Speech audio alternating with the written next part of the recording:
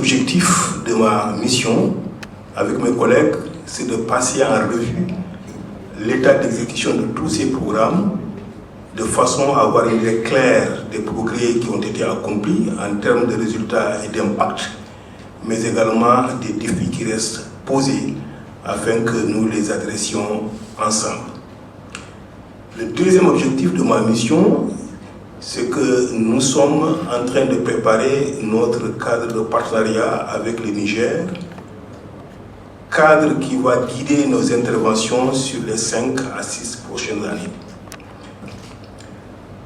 Le troisième objectif, en tant qu'institution de développement, avec une mission claire qui consiste à aider les pays à lutter et idéalement éliminer la pauvreté extrême et créer les conditions d'une prospérité partagée, qui ne peut se faire qu'en donnant la possibilité à chaque Nigérienne et à chaque Nigérien d'atteindre son objectif ou son aspiration légitime, à savoir accéder à l'emploi.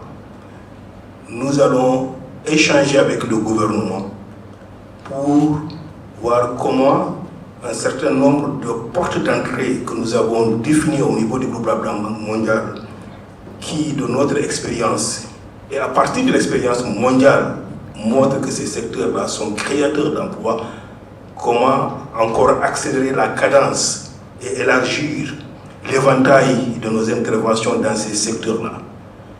5 secteurs nous paraissent clés à cet égard-là.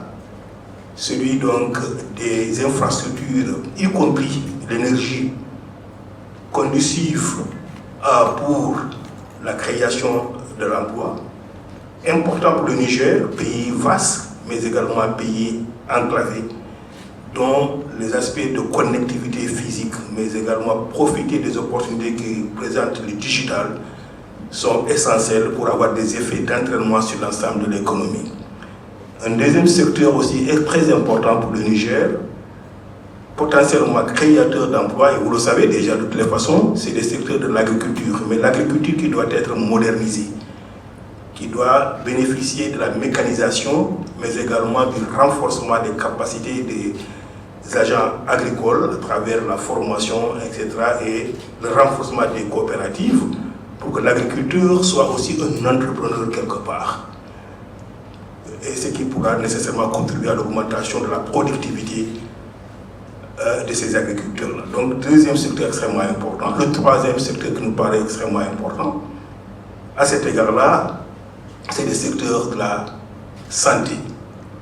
Aussi bien pour que le mieux-être des populations soit un facteur d'épanouissement économique et social, mais également pour qu'on puisse, à travers la disponibilité, par exemple, des médicaments, réduire, n'est-ce pas, la charge que l'importation des médicaments pèse sur le budget de l'État. Le quatrième secteur qui est extrêmement important également, c'est le secteur du tourisme. Il est vrai qu'aujourd'hui, peut-être le contexte du Niger porte un certain frein au développement de ce secteur-là, mais les potentialités sont extrêmement importantes et je sais que le pays y travaille. Et le dernier, qui n'est pas le moindre, c'est la production manufacturière sur la base de la transformation d'un certain nombre de produits du Niger. Donc, mise ensemble, l'ensemble de ces secteurs peut contribuer à la création des emplois. C'est des choses que nous allons discuter avec les autorités du Niger pendant notre mission. Mon tout dernier point, je l'ai dit au début de mon propos, nous avons un programme ancien avec le gouvernement. Plusieurs projets peuvent être cités pour illustrer cette assertion. Mais un projet emblématique que tous les Nigériens connaissent et ont entendu parler, c'est celui concernant Kandaji, qui est plus qu'un projet. Il s'agit d'un projet de développement tout court et certainement un projet de développement local et communautaire. La Banque mondiale était associée à ce projet dès son premier jour. Aujourd'hui, nous y apportons plus de 400 millions de dollars.